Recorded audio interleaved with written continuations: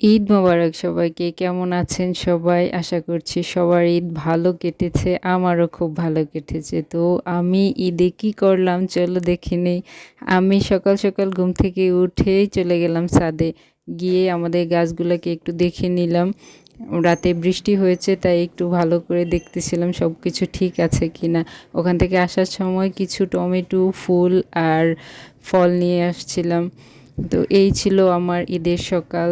সকাল সকাল রুমটাকে খুব সুন্দর করে গুছিয়ে পরিপাটি করে তারপরে চলে গেলাম সোজা রান্নাঘরে। রান্নাঘরে গিয়ে প্রথমেই রান্না করেছি হচ্ছে সেমাই।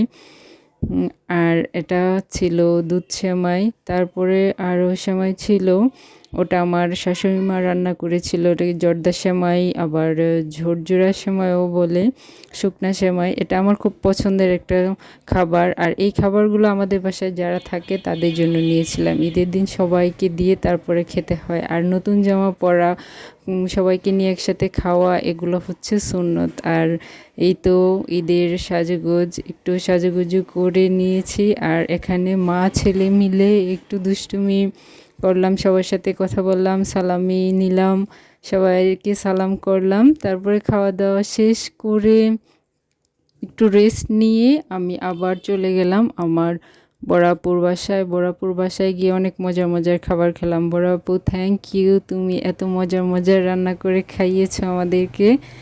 এই ছিল আমার ঈদের ভিডিও। তো কেমন লাগলো?